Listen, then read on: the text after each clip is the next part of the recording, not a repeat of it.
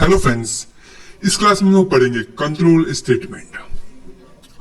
ये थोड़ा सा इंपॉर्टेंट टॉपिक है कंट्रोल स्टेटमेंट, क्योंकि इसी के मतलब कि इसका यूज करके हम लोग कुछ भी प्रोग्राम बना सकते हैं इजी वे में। ठीक है, तो ये होता है क्या है पहले समझते हैं। इसमें बहुत सारे कंट्रोल स्टेटमेंट भी आते हैं, लाइक कंडीशनल आते हैं और अनकंडीशनल कंट्रोल स्टेटमेंट आते हैं।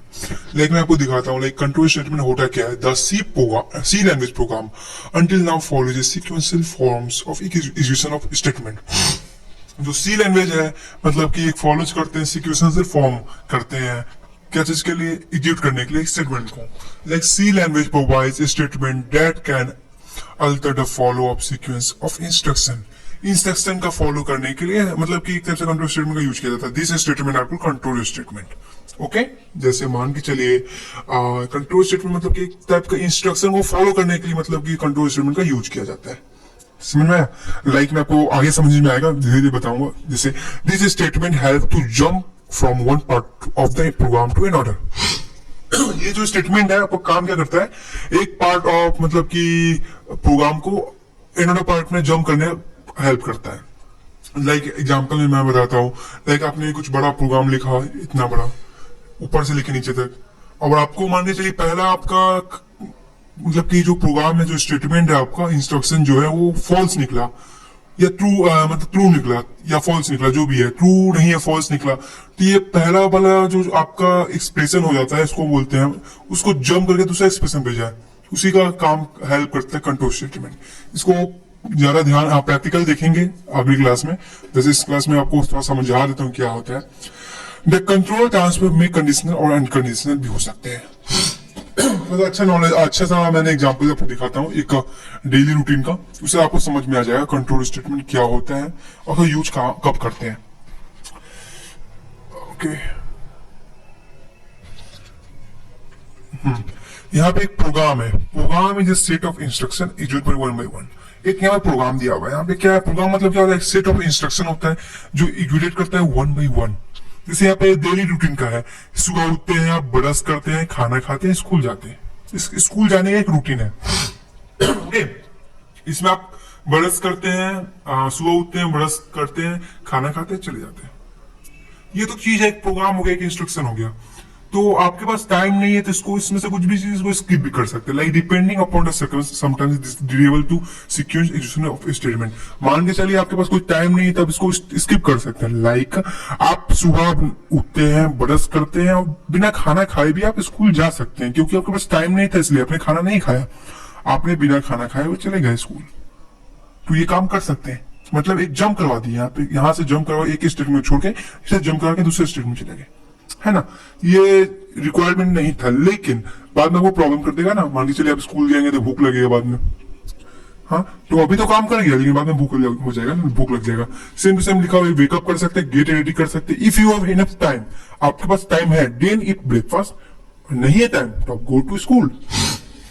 ओके, तो यहाँ पे प्रोग्राम क्या होगा कि एक सिंपल स्कूल के लिए प्रोग्राम है। मान के चलिए एक प्रोग्राम बनाया कि सुबह उठो, ब्रश करो, एक प्रोग्राम बनाया कि तुम्हारे पास टाइम है तो खाना खाओ, नहीं तो चले जाओ। मतलब कि यहाँ पे प्रोग्राम में पूछेगा कि आप उठ गए, ब्रश कर लिए, आपके पास टाइम है तो यस लिखिए, और टाइम नहीं है तो नो लिखिए। तो आपने यस लिख दिया तो आपको खाना खाने के लिए भेज देगा, अब नो लिख दिया, आपके पास टाइम नहीं है तो सीधा स्कूल भेज देगा। ओके, यही होता है प्रोग्राम का मतलब, कंडीशनल ऑपरेटर का यूज होता है।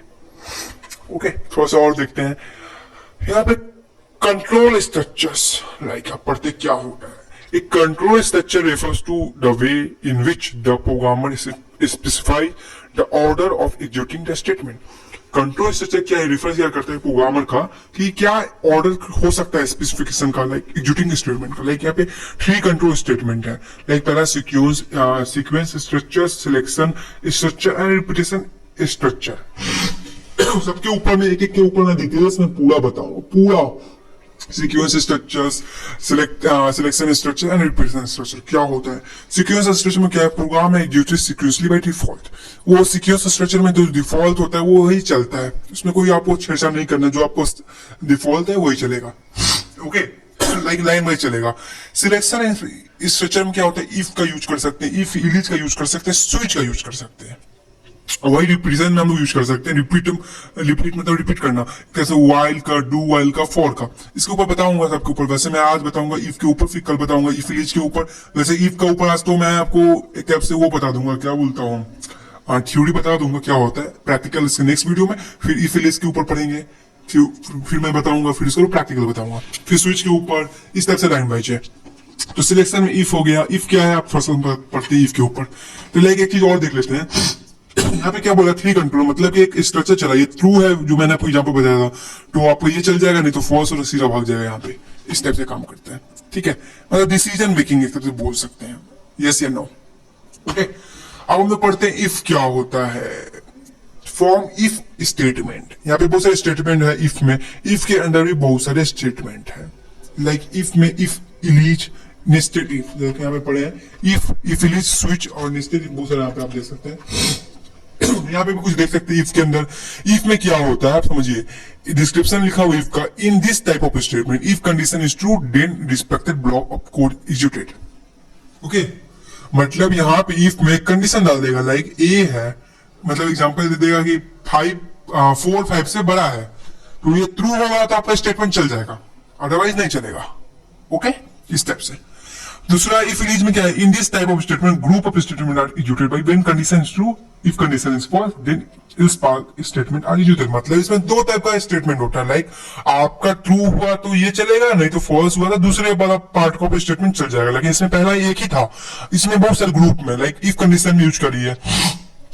ये कंडीशन में यूज किया है मैंने कि आपका मतलब 5 4 से बड़ा है, ट्रू होगा, तो मान के चलिए हम लोग 4 डाल दिए तो 5 4 से बड़ा, तो यहाँ पे स्टेटमेंट 1 चल जाएगा कि आपका मतलब कि 5 4 से बड़ा है।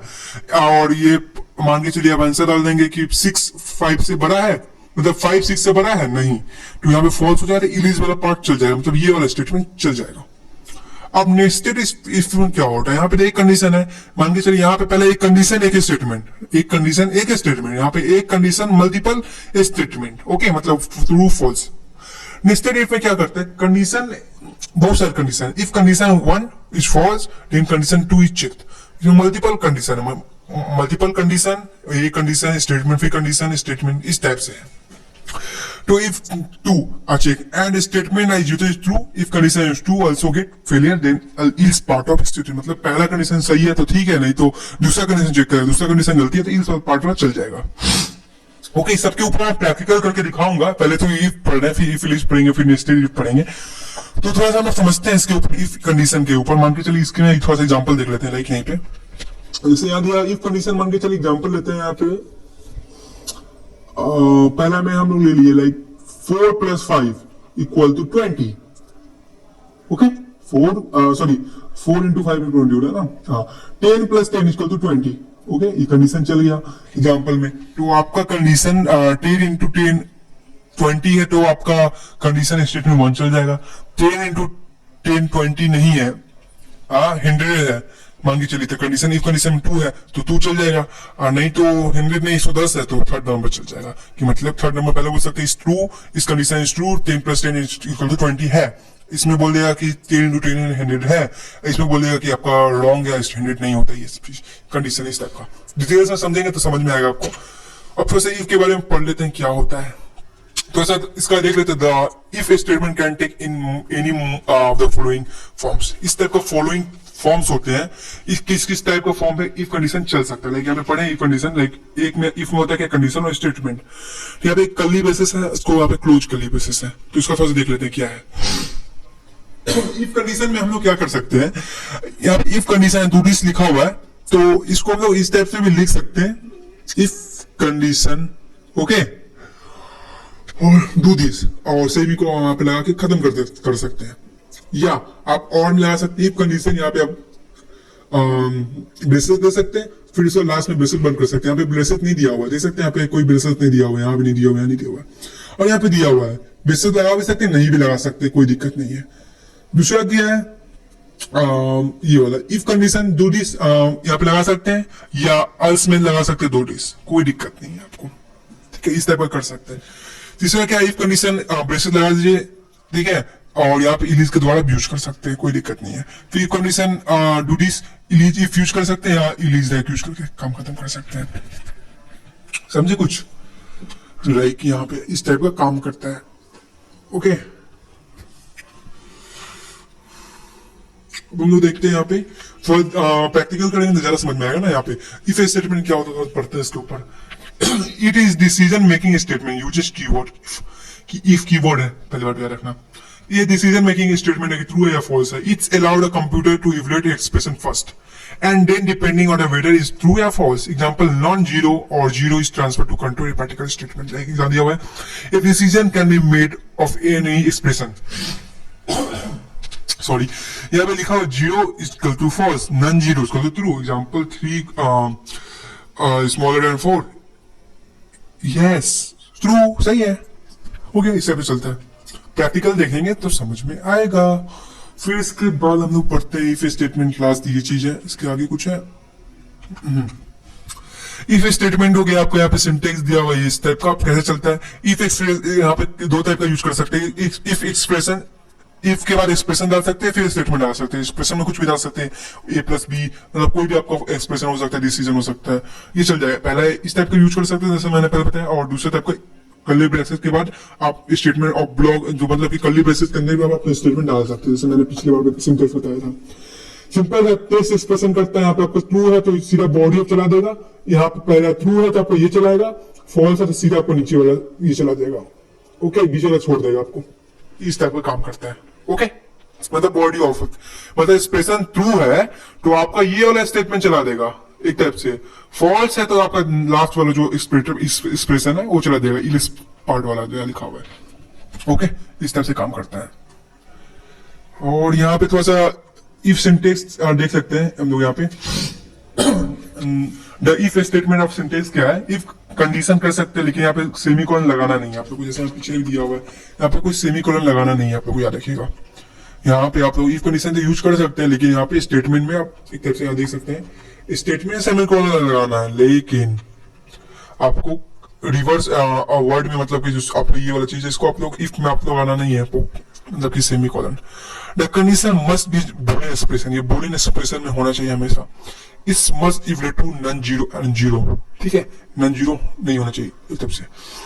If the condition is non-zero, the statement is executed. If the zero, the statement is skipped. Okay? मतलब non-zero zero, मतलब 1 या 0 याद रखिएगा, तभी काम करेगा। ओके, तो समझ में आएगा इफ क्या होता है। नेक्स्ट वीडियो में प्रैक्टिकल देखेंगे तो ज्यादा आपको समझ में आएगा। तो आज हम लोग पढ़े कंट्रोल स्टेटमेंट। कंट्रोल स्टेटमेंट क्या होता है, फिर इसमें हम लोग पढ़े कंट्रोल स्ट्रक्चर पढ़े, फिर इसके अंदर इफ पढ़े हैं। तो इसको प्रैक्टिकल नेक्स्ट वीडियो में फिर इफ, इज, फिर स्विच, ये सब पढ़ेंगे लाइन वाइज। तो थैंक यू।